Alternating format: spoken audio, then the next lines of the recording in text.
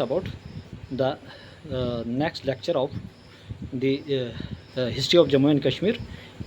Today I am going to discuss about the Raj Tarangani. राज तरंगनी क्या है और इसके जो ऑथर है किसने लिखा है. Getting most important source of Kashmir history. देखो यस्टरडे मैंने जो डिस्कस किया था नीलमत पुराण.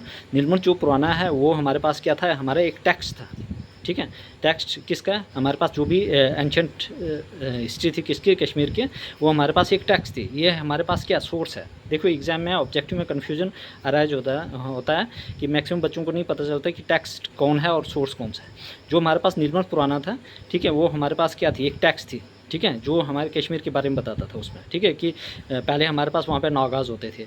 ठीक है, नागाज़ होने के बाद वहाँ पे क्या होते थे कि जो वहाँ पे एक मतलब ऋषि हुआ करते थे जिनका नाम था कश्यप ऋषि. गेटिंग, और वहाँ पे अकॉर्डिंग टू द नीलमत पुराना के अकॉर्डिंग क्या थे, वहाँ पे लोग कौन रहते थे, नागाज़ रहते थे.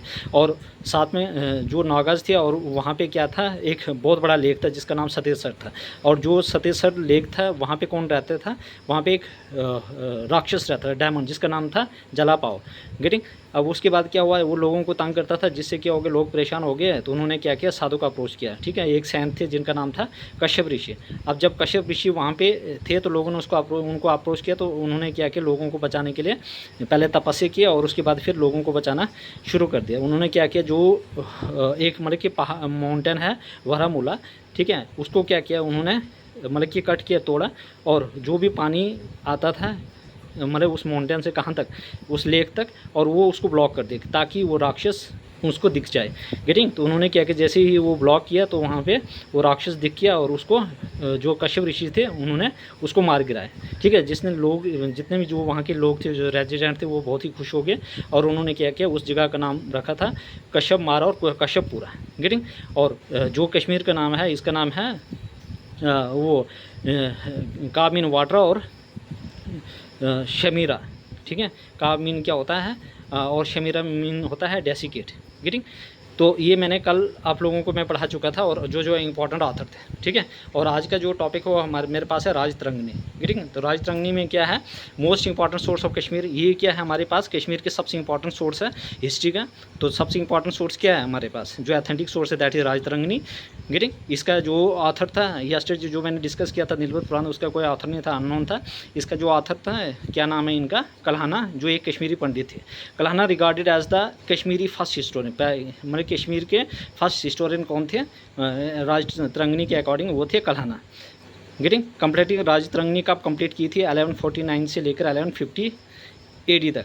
ठीक है, ये आपने डेट याद रखना, 1149 से लेकर 1150 तक ये चीज़ें कंप्लीट की.